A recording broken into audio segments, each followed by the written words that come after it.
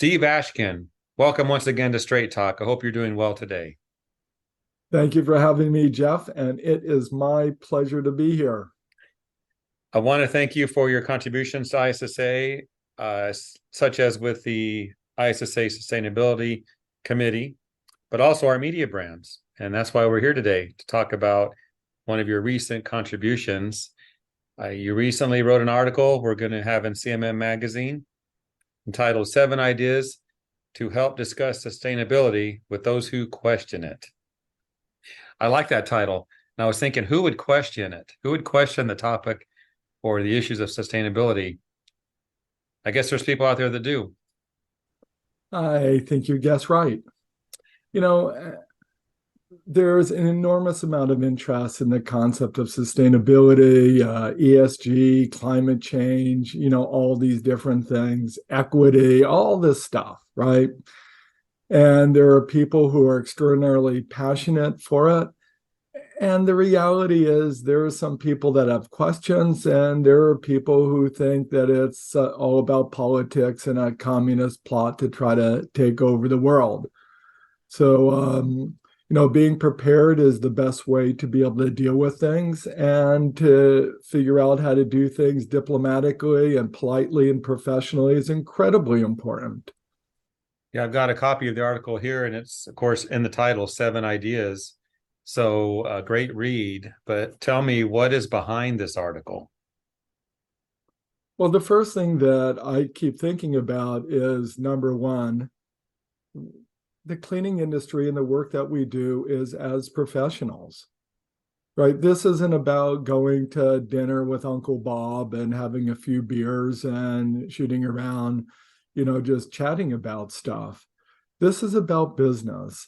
And, my experience has been, regardless of other people's position, that if we're going to go in and start talking to sustainability to prospects and clients, we run the risk of running into someone who says, nope, that's absolutely false. I don't believe it. We got to think about cow belches and cow farts, or God did it, or, a zillion other reasons. The science isn't clear, whatever it happens to be.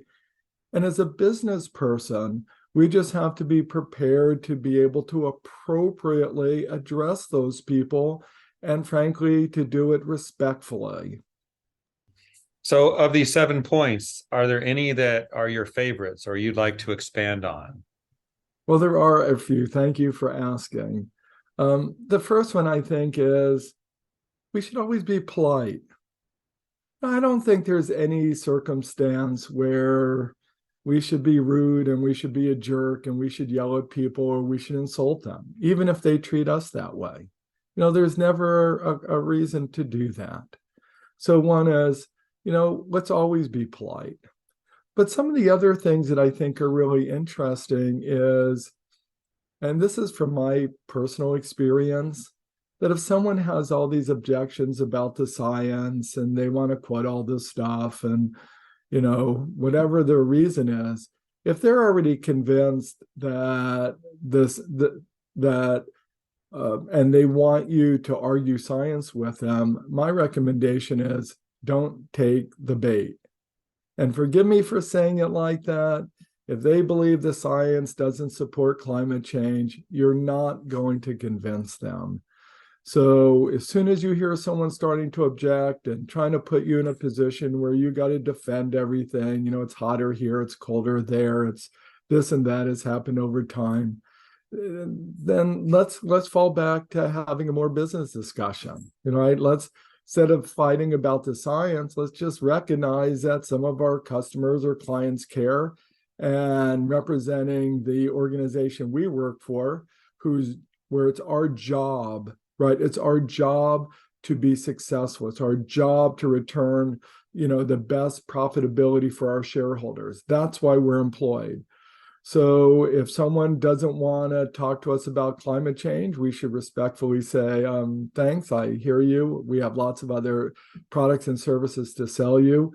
And just to acknowledge, but some of our customers actually really do care about this stuff. And that's why we're bringing it up, just to see where you are and be prepared to help each of our customers in the best way we can.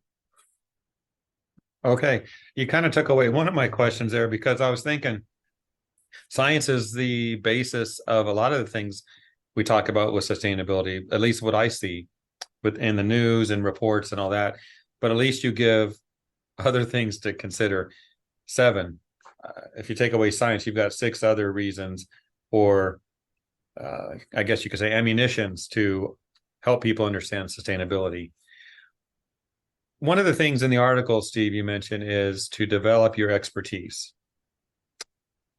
One might wonder, well, how do I do that?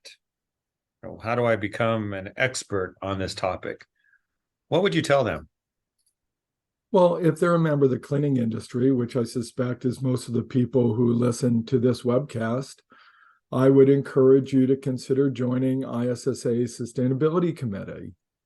So far we have getting close to 200 people from 12 countries or 13 countries around the globe who really are trying to dive into this and understand what it means to people in the cleaning industry, to our manufacturers, to our distributors, to our service providers, to our in-house providers. How does this really apply to them? How do we respond to customer requests? How do we understand who the various sustainability entities are that are requesting information? How to understand, frankly, how to make this profitable for our companies? How do we, right? I mean, there's so many things. So first thing I really would do is join the ISSA Sustainability Committee. Application is free. Did I say free? That's pretty good price. It's free. We have wonderful monthly meetings, and I really do highly encourage people to join. It's an easy way to learn. It's an easy way to learn about how it applies to that cleaning industry, right? We have some specific issues that we deal with. So that's my number one recommendation. It's easy, it's affordable, and I think you'll find it valuable in many, many, many ways. Not everyone gets to spend time interviewing Steve Ashkin, the founder of the Ashkin Group. Thank you. And please be prepared, right?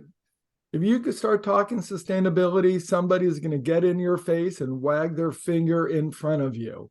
Just be prepared so you don't have to overreact, that you can be professional, and ultimately, so you can be successful.